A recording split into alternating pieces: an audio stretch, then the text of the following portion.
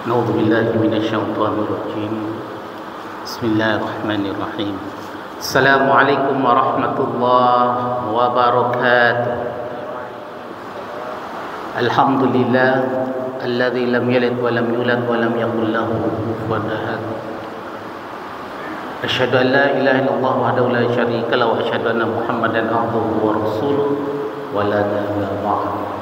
Bersyukur pada Allah dan bersalawat Nabi Muhammad sallallahu alaihi wasallam yang kalimah Allahumma shalli wa sallim wa barik alaihi. Jamaah salat asar yang berbahagia, pada kesempatan kali ini kita akan bersama-sama untuk mengingatkan kembali bagaimana pentingnya Al-Quran untuk kesehatan kita, terutama kesehatan rohani kita. Jamaah yang berbahagia, Allah Subhanahu wa taala dalam surat Al-Isra ayat 32 yang berbunyi na'udzubillahi minasyaitonir rajim wa nunazzilu minal qur'ani ma huwa syifaa'un wa rahmatan lil mu'minin wa la yazidul zalimina illa khasara. Shadaqallahul azim. Suhail adalah salah seorang ahli tafsir dari Suriah mengatakan tentang surat ini. Tafsir beliau menyebutkan, dan sesungguhnya aku telah, kata Allah, aku telah menurunkan kepada kalian Al-Quran sebagai obat dari penyakit kegelisahan, kesyirikan, dan kesesatan, dan rahmat bagi orang-orang yang beriman dengan senantiasa bersama Al-Quran. Dan bagi orang-orang kafir, mereka tidak akan mendapatkan apa-apa dari Al-Quran karena mereka telah menutupi akan kebenaran Al-Quran tersebut. Jamaah asal berbahagia, maka sejatinya kita seseorang beriman harus menjadikan Al-Quran itu betul-betul adalah petunjuk dan pegangan kita dalam situasi dan kondisi apapun.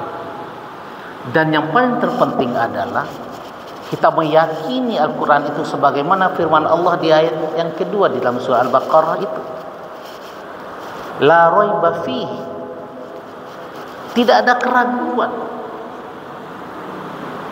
Bagi orang-orang bertakwa tidak ada sedikit pun keraguannya kepada Al-Quranul Karim. Bukti ketidakkeraguan seorang mukmin itu kepada Al-Quranul Karim adalah setiap apapun persoalan yang terjadi di dalam kehidupannya, maka referensinya pertama itu Al-Quran.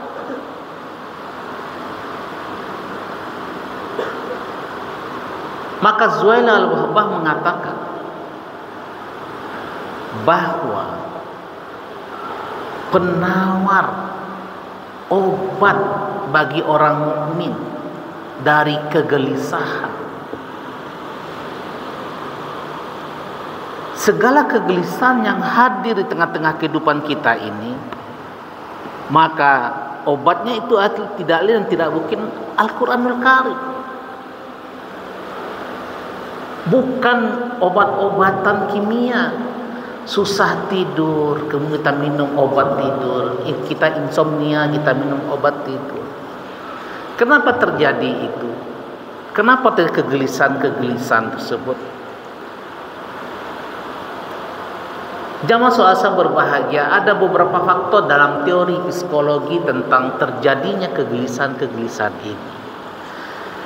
Yang pertama adalah disebut dengan faktor lingkungan, tempat kita beraktivitas. Dengan segala dinamika kita beraktivitas, maka akan muncul di situ sesuatu hal yang tidak sesuai dengan apa yang kita harapkan. Maka dia akan menjadi kegelisahan ke dalam diri kita. Atau bisa jadi ada trauma-trauma di masa lalu yang membuat kita tidak nyaman untuk beraktivitas. Kemudian bisa jadi ada juga faktor yang disebut dengan stresor lingkungan. Lingkungan kita yang menekan kita sehingga kita jadi tidak tenang. Kalau itu terjadi dan kita menghadapi yang demikian, maka Al-Isra ayat 32 ini mesti menjadi taman kuat dalam diri kita, bahwa Al-Quran itu adalah penawarnya. Jamaah yang berbahagia, dalam kehidupan sehari-hari ketika kita membaca Al-Quran itu juga bisa mempengaruhi suasana kebatinan kita sebagai seorang mukmin.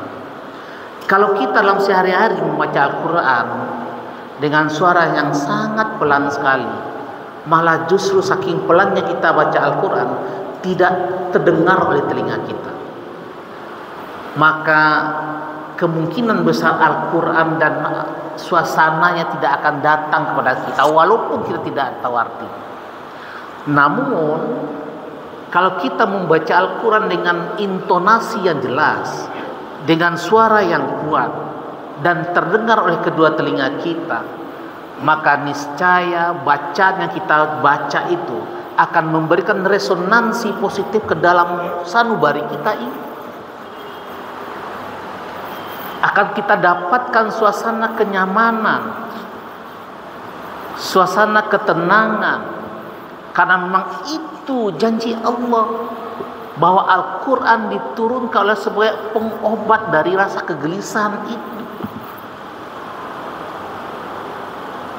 Oleh sebab itu mungkin cara kita membaca Al-Quran juga mesti kita perhatikan agar maksud dari Allah bahwa Al-Quran itu obat penawar kepada kita bisa kita dapatkan.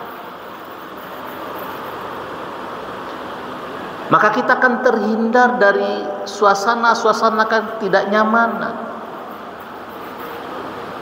Maka kita juga harus memahami dan meyakini kembali bahwa membaca Al-Quran itu juga adalah bagian kita ingat Allah. Ala bidzikrillah tatma'innul qulub. Bukankah kalau kita ingat Allah, berzikir pada Allah, hati kita akan tenang. Maka membaca Al-Quran dengan penuh keyakinan yang kuat dan membacanya penuh dengan suara yang tegas sampai ke telinga kita dengan jelas, maka akan memberikan ketenangan kepada kita. Tapi kalau kita cara membacanya sudahlah tidak pas, kemudian kita ada keraguan-raguan apakah kita baca yang ini kita akan tenang atau tidak, maka kita kan tidak akan mendapatkan ketenangan. Karena Allah dalam hadis qudsinya sudah menyatakan, ana dhanni inda abdi, aku ini bagaimana sangkaan hambaku, kata Allah. Kalau kita berprasangka baik kepada Allah, maka kita akan mendapatkan kebaikan-kebaikan. Tapi kalau kita tidak bersangka baik kepada Allah, maka sudahlah, kita pasti akan merasakan suasana kehidupan kita ini sempit dan menyesakkan sekali. Oleh sebab itu jamaah yang berbahagia, mari kita jadikan bahwa obat pertama dalam segala suasana penyakit kegelisahan yang hadir pada diri kita, maka jadikanlah Al-Quran itu sebagai penawarnya. Maka bacalah Al-Quran itu senantiasa dan selalu kita baca di dalam waktu-waktu kalau perlu kita khususkan. Kita membaca itu niatnya untuk memberikan ketenangan kepada batin kita. Jangan hanya dibaca tapi suara tidak jelas, kemudian tidak sampai ke telinga, dan niat pun hanya sekedar membaca saja. Maka kembali jadikan prioritas pertama itu adalah niatkan membaca Al-Quran tersebut, memberikan kesehatan kepada kita. Kita membaca itu dengan menyatakan bahwa niatnya untuk sebagai penawar dalam diri kita, maka semua penyakit-penyakit hati kita akan jauh. Rasa kegelisahan akan terendam dengan tertekan. Maka suasana kecemasan akan jauh dari kita. Kenapa? Karena kita berkeyakinan bahwa bacaan kita dengan niat untuk memberikan kekuatan akan menambah kuat diri kita dalam rangka menghadapi kehidupan yang penuh dengan kompleksitas ini. Dan tentu dengan membaca bersungguh-sungguh Al-Quran ini akan memberikan dampak positif kepada kita untuk kehidupan kita di dunia ini maupun untuk kehidupan kita di akhirat kelak. Semoga kita semangat terus mengaji, semoga kita semangat untuk membaca Al-Quran tanpa henti, dan dengan semangat itu akan memberikan positif kepada kita, insya Allah akan membuat kita, langkah kita menuju surga Allah semakin mudah. Amin ya rabbal alamin. Nasrun minallah wa fatun qarib wa basyiril mu'minin. Assalamualaikum warahmatullahi wabarakatuh.